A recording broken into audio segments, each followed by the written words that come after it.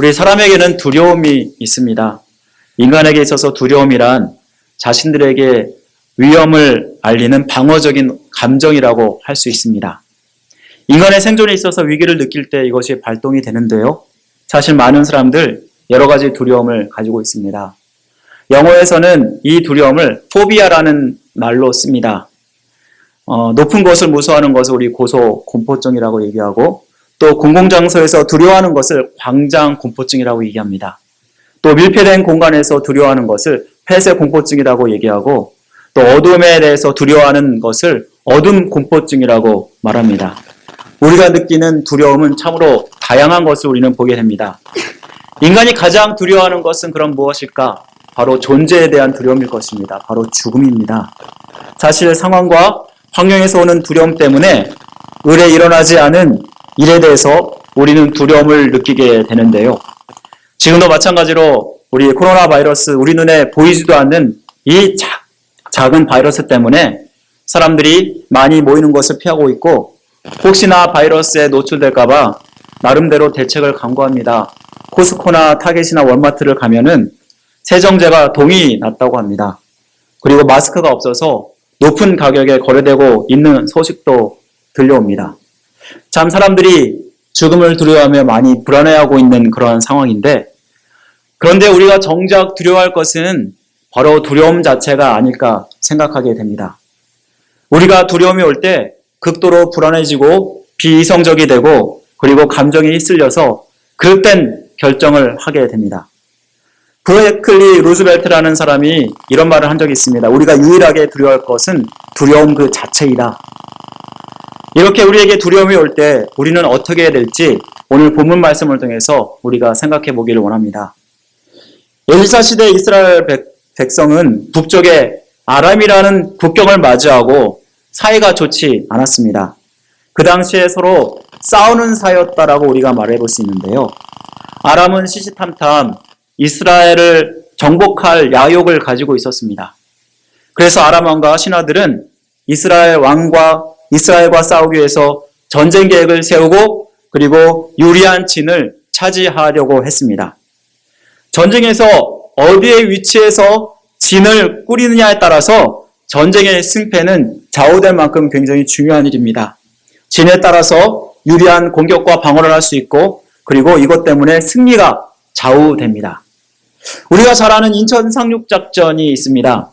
메가더라는 미국 장교가 불리한 전세를 극적으로 역전시킨 그런 세계적으로 성공한 작전이라고 말할 수 있는데, 6.25 때 오후 4시에 북한군이 소련의 탱크를 앞세워서 남한을 기습하게 됩니다. 4일 만에 수도 서울이 점령이 됐고, 41일 만에 부산, 진해 등 낙동강 이남만 빼놓고 모든 지역이 점령되는 일이 있었습니다. 미군이 불리한 전세를 역전시킬 작전이 필요했는데, 바로 이것이 메가더가 주도했던 인천 상륙 작전입니다. 인천 상륙 작전이 없었더라면 아마 한국은 공산화됐을 것이라고 그렇게 많은 전문가들이 이야기합니다. 인천은요, 여러분도 알다시피 조수간만회차가 굉장히 큰 곳입니다. 보통 지역보다 10배 정도의 차이가 납니다. 그래서 전 세계에서 이만큼 조수간만회차가 큰 지역이 없다 할 만큼 그러한 밀물과 썰물이 왔다 갔다 하는 그런 지역입니다. 대규모 병력을 이곳에 상륙시키는 것이 가능할까? 물이 빠지면 아주 광활한 갯벌이 펼쳐지고, 또 만조 때는 배가 해안간에 닿게 되는데, 밀물과 썰물을 이용해서 이곳에 상륙하기 위해서는 3시간의 시간뿐이 없다고 합니다. 만조가 된 후에 3시간이 지나면 다시 썰물이 돼서 물이 빠져나가기 때문에, 그래서 만약에 이렇게 썰물이 빠져나가면 12시간 동안 그곳에 고립될 수밖에 없다고 합니다. 수심 8m가 되는 날도 한 달에 며칠뿐이 되지 않습니다. 작전 성공률은 5대 1이라고 합니다. 그래서 미 합동 총무본부는 이 계획에 대해서 강한 반대를 했다고 했는데요. 적들도 이것이 상륙하기는 굉장히 어려운 지역이라고 판단하고 방어를 거의 안 하다시피 했다고 합니다. 하지만 메가더는 인천 상륙 작전은 내륙으로 진출을 꾀할 수 있는 유일한 길이었기 때문에 결국 인천 상륙작전을 성공시키게 됩니다. 서울을 다시 찾는 동시에 이 미국이 남부전선에서 정면으로 반격할 수 있게 되었고, 그리고 후방에서는 그들의 병참로를 차단하였습니다. 그래서 전세를 역전시키게 되는 것입니다. 이처럼 전쟁 계획에서 어떠한 곳에 위치해서 싸우느냐, 바로 전쟁의 승패가 좌우될 만큼 중요한 일입니다. 하지만 아람 군대가 이렇게 전쟁 계획을 세우는 족족히 그 계획들이 세워나가서 이스라엘 백성들이 계속해서 방어를 하는 것이었습니다. 왕은 신하 중에 내통자가 있나 생각을 하게 됩니다. 그러자 신하 중 한 명이 선지자 엘리사가 그렇게 하는 것이라고 왕에게 알리게 됩니다. 9절 말씀을 보시면 하나님의 사람이 이스라엘 왕에게 보내 이르되 왕은 삼가 아무 곳으로 지나가지 마소서 아람 사람이 그곳으로 나아오나이다 하는지라 라고 말씀합니다. 바로 그것은 하나님의 사람이 알려주었기 때문임을 우리가 알게 되는데, 이 하나님의 사람이 누구냐면 바로 그 당시에 선지자로 활동했던 엘리사였음을 우리는 깨닫게 됩니다. 오늘 12절 말씀해 보시면 오직 이스라엘 선지자 엘리사가 왕이 침실에서 하신 말씀을 이스라엘의 왕에게 고하나이다 라고 말씀하는 것을 통해서 선지자 엘리사가 하나님의 영감을 받아서 이스라엘 왕에게 알려주었다는 것을 우리는 깨닫게 됩니다. 그만큼 영감에 사로잡히고 그리고 은혜가 충만한 사람이 바로 엘리사였음을 우리가 알게 되는데, 아람 왕은 전쟁 기밀을 누설하는 엘리사를 잡지 않으면 이 이스라엘과의 전쟁에서 승산이 없을 것이라 라고 생각했습니다. 그리고 어떻게든지 엘리사를 잡으려고 하는데요. 심지어는 엘리사가 도단에 있다라는 소식을 듣게 됩니다. 이 도단이라는 곳은 예루살렘으로부터 96km 떨어진 곳에 있습니다. 이 아람 왕은 엘리사를 잡기 위해서 말과 병거와 수많은 군사를 보내어서 직접 이스라엘 내륙으로 침투하여서 그래서 이 도단이라는 성읍을 포위하게 됩니다. 엘리사 한 사람을 잡기 위해서 이렇게 수많은 군사를 보내었는데요. 그런데 이 도단이라는 곳은 여러분도 알다시피 요셉의 형들이 양치는 곳이었고, 형들이 이곳에서 요셉을 잡아서 구덩이에 넣었다가 이스마엘의 상인에게 파는 그러한 일들이 일어났던 것이 바로 이 도단이라는 곳입니다. 이곳에서 엘리사 또한 아람 군대로 인해서 포위당해서 죽음의 위기를 맞고 있는 것을 우리는 보게 되는데요. 성읍을 포위한 아람 군대를 보고 그에 사한 게하시가 이렇게 얘기합니다. 아하 내 주여 우리가 어찌하리이까. 이 말씀에 보면 아하 내 주여 하면서 그가 얼마나도 지금 꼼짝없이 죽게 되었는지 얼마나 두려움을 갖고 있는지를 우리는 알게 됩니다. 이때 엘리사가 놀라운 고백을 하게 되는데요. 오늘 16절 말씀에 보시면 두려워 말라 우리가 함께한 자가 그들과 함께한 자보다 많으니라. 아람 군대가 도단을 기습했을 때 분명히 이곳에는 이스라엘 군대가 많지 않았을 것입니다. 그래서 쉽게 이 도단 성읍을 포위할 수 있었을 것입니다. 그것을 지키고 있는 것도 아닌데 이게 무슨 말씀일까요? 엘리사는 상한 게하시를 위해서 기도를 드리게 됩니다.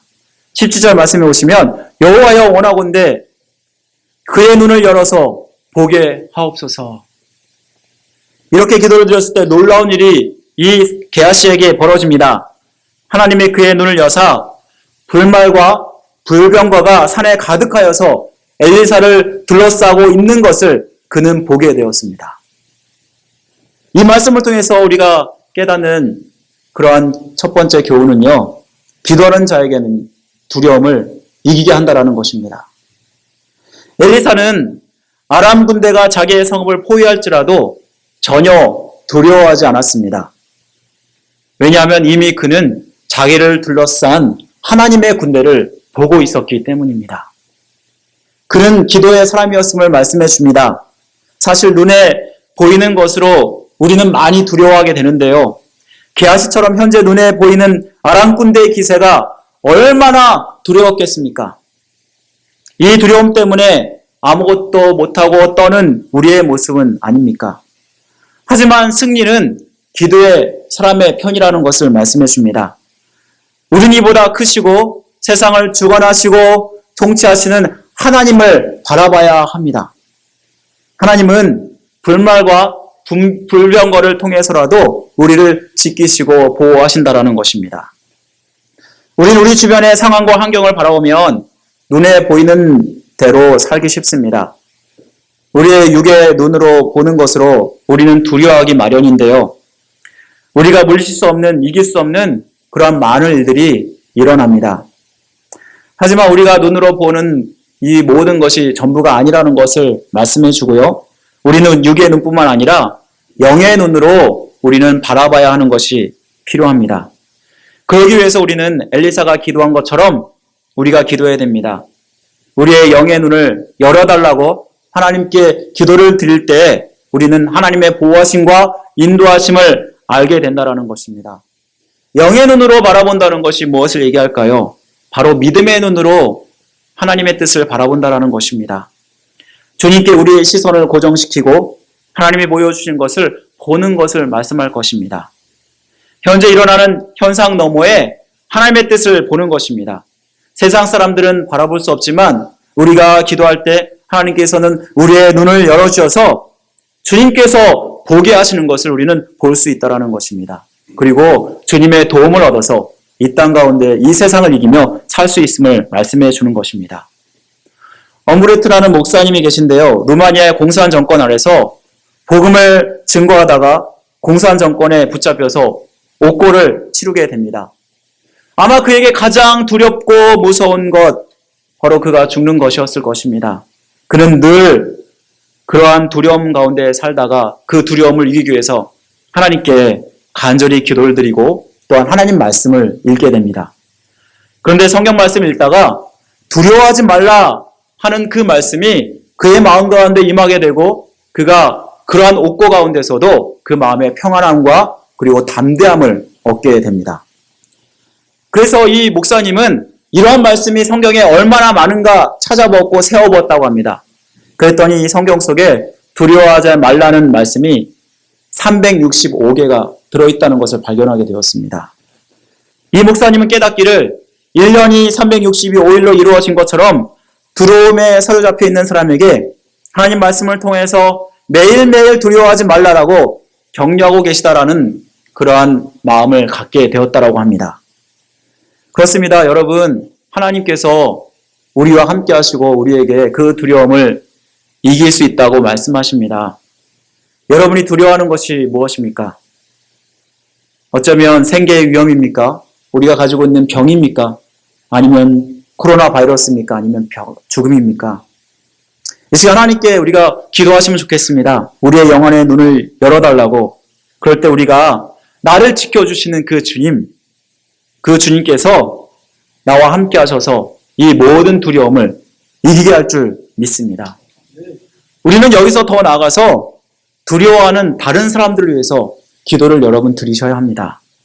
상한 게하시는 아람 군대로 인해서 두려워할 때 엘리사는 그의 영혼의 눈을 열어달라고 기도를 드리고 있었다라는 것입니다. 그가 보지 못했던 그 영혼의 눈이 열려졌을 때 그런 불병과 불말들이 그 하늘의 군대가 엘리사와 자기를 지키고 있는 것을 보게 되었다라는 것입니다. 그때 게하시는 하나님이 함께 하시는 확신과 담대함을 얻게 되었을 것입니다. 더 나아가서는 그는 더 이상 눈에 보이는 아람 군대를 두려워하지 않게 되었을 것입니다. 왜냐하면 하늘의 군대로 엘리사와 자기를 보호하시고 지켜주신다는 것을 그는 분명히 보았고 믿었기 때문입니다. 이처럼 우리가 두려운 상황과 환경 속에서 죽음의 공포로 두려워하는 자들을 위해서 기도를 해야 합니다. 우리 주변에 우리의 기도를 필요한 사람들이 많습니다. 믿음이 없어서 현실을 바라보면서 두려워하는 자들이 많고요. 이들에게 역사하셔서 하나님의 살아계심을 보게 해달라고, 그리고 오직 주님만 의지하게 해달라고 우리가 또한 기도를 드려야 하지 않을까 생각하게 됩니다. 예수 그리스도를 믿는 사람은 죽음도 두려워하지 않는 자들입니다. 나를 위해서 죽음까지 정복해 주신 바로 주님을 믿기 때문입니다. 주님이 십자가를 지시고 부활 승천하심으로 우리에게 죄에서 자유함을 얻게 하셨고 그리고 영생을 소망하게 하신 것처럼 우리도 이 죽음이 끝이 아니라 그리고 영생이 있다는 것을 믿기 때문에 우리는 죽음을 두려워하지 않게 된다는 것입니다. 더 나아가서 주님께서는 우리를 홀로 내버려 두지 않으십니다. 주님께서 이 땅 가운데서 승천하실 때 주님께서 이 땅 가운데 있는 제자들을 위해서 그리고 믿는 사람들을 위해서 하나님께 간절히 기도를 드렸습니다. 하나님께 이들을 홀로 내버려 두지 말라고 기도를 드렸고 이로 말미암아 주님이 승천하신 후에 우리에게 성령 하나님을 보내주셨습니다. 예수 그리스도를 믿고 그리고 예수 그리스도를 따르는 자에는 그 안에는 성령 하나님이 함께 하십니다. 그분은 보혜사가 되셔서 우리를 도와주시는 분이십니다. 우리를 보호하시고 인도하시는 분이십니다. 우리가 어떠한 두려움이 올 때 내 안에 함께 하시는 성령 하나님을 바라보시기 바랍니다. 그리고 기도하시기 바랍니다. 하나님, 나의 영안의 눈을 열어서 성령 하나님이 나와 함께 하심을 보게 해 주옵소서. 그리고 믿게 하시고 확신하게 해 주옵소서. 그러면 다시 어떠한 두려움도 어떠한 힘든 것도 다 이기고 우리 안에 평안과 담대함이 있게 될 줄 믿습니다. 우리가 현재 특별히 노종래 집사님을 위해서 우리 계속해서 기도하고 있습니다. 죽음의 고비에서 생사를 오가면서 고통당하고 있는데 오늘은 참 안타까운 소식을 듣게 되었습니다. 우리 집사님이 이제 의식을 잃으셨다는 그런 소식을 듣게 되었습니다. 그럼에도 죽음이라는 것을 앞두면 우리가 두렵지 않습니까? 우리 집사님을 위해서 계속해서 기도해 주시고 하나님께서 그 영혼을 불쌍히 여주시고 하나님께서 천국으로 인도해 달라고 계속 기도해 주시고요. 그리고 또한 우리 노울주 권사님을 위해서 기도해 주시면 감사하겠습니다. 아마 마음이 많이 힘드실 거예요. 하나님께서 그 모든 두려움을 이기게 하시고 성령 하나님의 큰 위로와 평안이 그 마음 가운데 임할 수 있도록 기도해 주시면 감사하겠습니다. 또한 기도하는 사람은요, 이렇게 주님의 보호함을 받을 뿐만 아니라 완벽한 승리를 얻게 됩니다. 아람 군대가 이들의 군세만을 믿고 엘리사를 잡기 위해서 쳐들어오게 됩니다. 이때 엘리사는 또한 기도하게 되는데요. 18절 말씀해 보시면 원하건대 저 무리의 눈을 어둡게 하옵소서 하며 엘리사의 말대로 그들의 눈을 어둡게 하는지라 라고 말씀을 하고 있습니다. 이 말씀해 보시면 엘리사는 사한 게하시가 눈을 열어서 하나님의 군대를 보게 해달라고 기도한 것처럼 이번에는 아람 군대 적군들이 눈이 가려워져서 이들이 눈이 어두워져서 보긴 보아도 보지 못하는 그러한 상황들이 연출되게 됩니다. 엘리사는 눈이 어두워진 이들을 인도하는데요. 심지어 이들이 얼마나 눈이 어두워졌는지 자기들 바로 앞에 있는 엘리사도 알아보지 못하는 것을 우리는 보게 됩니다. 그리고 도단이라는 곳에서 사마리아로 데리고 갑니다. 도단에서 사마리아는요, 남쪽으로 약 16km 떨어진 곳입니다. 사람이 도보로 4km를 걷는다면 4시간은 좋게 걸어야 할 그러한 거리인데요. 사마리아 왔을 때 다시 엘리사는 기도합니다. 20절 말씀에 보면은 여호와여 이 무리의 눈을 열어서 보게 하옵소서. 하나님의 눈을 여시며 이들이 보니까 이들이 이미 사마리아 정중앙에 와 있는 것이었습니다. 여러분 알다시피 사마리아는 이스라엘의 수도입니다. 왕이 있는 도시이고 이스라엘 병력이 철저하게 방어하는 곳이고 주둔하는 곳입니다. 이들은 하나님의 역사로 말미암아 눈을 뜬 채 무기도 한 번도 써보지 못하고 그리고 이스라엘의 포로가 되었다는 것을 이 말씀은 보여주고 있습니다. 이때 이스라엘 왕 엘리사에게 물어봅니다. 내 아버지여 내가 이들을 치리이까? 두 번이나 엘리사에게 물어보는 모습을 보게 되는데요. 왜냐하면 이스라엘 왕이 아람을 칠 수 있는 절호의 기회라고 생각했기 때문입니다. 이때 엘리사는 치지 말라라고 합니다. 오히려 이들에게 떡과 포도주를 마시게 하라라고 말씀을 합니다. 그래서 23절 말씀에 보면 왕이 이들을 위해서 음식을 베풀고 그들이 먹고 마시고 놓아 보내니 그들이 그들의 주인에게로 돌아가게 되고 다시는 이스라엘의 경내로 들어오지 않았다라고 말씀을 하고 있습니다. 엘리사가 기도를 드릴 때 전쟁 없이 이들을 포로로 생포하였고 그런데 참 여기서 우리가 궁금한 것은 사실 불만과 불말을 사용해서 이들을 쓸어버릴 수도 있었고 이들을 진멸시킬 수도 있었는데 결코 그렇게 하지 않았다라는 것입니다. 왜 그랬을까요? 어쩌면 이것이 아람을 이길 수 있는 확실한 방법이었는데 이것은 이렇게 사용하는 방법은 하나님의 뜻이 아니었음을 이 말씀은 보여주고 있습니다. 오히려 이들을 대접하고 사랑으로서 칼과 활을 사용하지 않고 피 흘리지 않고 더 완벽한 승리를 얻을 수 있었다는 것을 말씀해 줍니다. 손자병법에 보면요. 손자가 생각하는 최상의 승리는 싸우지 않고 이기는 것이라고 말합니다. 기도의 사람 엘리사야말로 이렇게 하나님께 기도함으로 하나님께서 완벽한 승리를 그에게 주셨음을 말씀해 주는 것입니다. 이를 통해 우리가 깨닫는 것은요. 기도하는 사람은 완벽한 승리를 하나님이 주신다라는 것입니다. 주님이 세상을 이기시는 방법도 마찬가지입니다. 그가 무력으로 세상을 정복한 것이 아니라 이 땅을 하나님의 사랑으로 완벽하게 정복하셨다는 것을 말씀해 줍니다. 우리가 알다시피 무력은 무력을 낳습니다. 그래서 결국은 서로 멸망을 당하게 됩니다. 하지만 하나님의 사랑은 그의 마음까지 감동시켜서 결국 온전한 완전한 그러한 승리를 주신다라는 것입니다. 예수님도 십자가에 달려 돌아가실 때 그럴 때 자기를 십자가에 못 박는 자들을 향해서 12영이나 더 되는 천사를 동원해서 세상을 완전히 멸망시킬 수도 있으셨습니다. 그럼에도 그는 그렇게 하지 않으셨습니다. 그랬다면 우리의 구원은 완성되지 않았을 것이고 십자가의 죽으심으로 원수와 같은 우리를 생명보다 더 사랑하심으로 우리를 구원하신 것임을 우리는 깨닫게 됩니다. 우리가 죽음에서 사탄에서 승리한 것입니다. 이 말씀을 통해서 기도하는 사람은 사랑의 사람임을 우리는 깨닫게 됩니다. 사랑해야 기도할 수 있고 사랑하지 않으면 기도할 수 없습니다. 여러분은 기도의 사람입니까?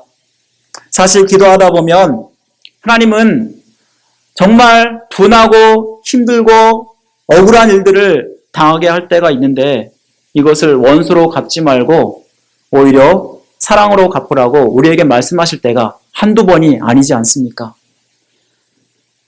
더 사랑하기 위해서 우리는 그때마다 기도해야 되지 않을까요? 주님의 마음으로 원수까지 사랑하게 해달라고 그리고 한 영혼을 품고 그리고 그 영혼을 진정으로 사랑하게 해달라고 우리는 기도를 해야 되지 않을까요? 한 아버지가 돌아가시고 그리고 생전에 보물처럼 노트를 쓰곤 하셨다고 합니다. 다른 일에 일체 비밀이 없으셨지만 오직 노트에 대해서는 함구하셨다고 합니다. 아버지가 돌아가시던 날이 돼서야 비로소 그는 노트를 펴볼 수 있었는데요. 그 아들이 그 노트에 적힌 것을 보게 되는데 가족들의 이름과 친구들의 이름 그리고 낯선 사람들의 이름이 그곳에 적혀 있었다고 합니다. 무언가 대단한 것을 생각했던 그는 적잖이 실망을 했습니다. 아버지의 노트를 보고 있구나. 그의 어머니가 그에게 다가가서 인자한 목소리로 말합니다. 어머니는 이 노트를 아세요? 어머니는 그 노트를 들고 한 장 한 장씩 넘기면서 추억에 잠기는 듯 했습니다. 이건 너희 아버지의 기도 노트란다. 매일 한 사람씩 이름을 불러가며 조용히 감사의 기도를 드리곤 했었지. 이 아들이 다시 낯선 이름에 대해서 묻습니다. 그럼 이들은 누군가요? 이들은 아버지께서 상처를 주신 분들이란다. 아버지는 매일 그들을 용서해달라고 그렇게 기도를 올리시곤 했단다. 그렇습니다. 우리가 세상을 이기고 완벽한 승리를 얻는 것은 결국 진정으로 다른 사람을 사랑하는 것임을 우리는 이 예화를 통해서 또한 깨닫게 됩니다. 말씀을 맺습니다. 엘리사는 아람 군대 앞에서도 두려워하지 않았습니다. 그는 기도의 사람이었기 때문입니다. 기도할 때 그의 영안이 열려 있었고 자기와 함께하는 그 하늘의 하나님의 군대를 보았습니다. 또한 그는 게하시를 위해서 기도를 했고 그의 영안을 열어달라고 기도했을 때 하나님께서 열어주셔서 그에게 담대함을 주셨습니다. 그는 아람 군대를 피 흘리지 않고 이기게 되는데요. 이들을 대접함으로 사랑으로 완벽하게 이기는 모습을 우리는 보게 됩니다. 이처럼 기도의 사람은 어떤 원수에게도 담대하며 완벽한 승리를 얻게 됩니다. 주님이 우리를 지켜주시기 때문에 주님의 사랑이 세상을 이기기 때문입니다. 엘리사와 같이 기도의 사람이 되시기 바랍니다. 우리의 영혼이 활짝 열려져서 하나님의 뜻을 보게 해달라고 기도하시기 바랍니다.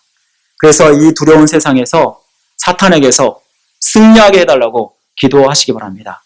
우리가 간절히 기도할 때 이러한 하나님의 은혜와 능력이 바로 우리 삶 가운데 임할 것을 주님의 이름으로 간절히 축원드립니다. 아멘.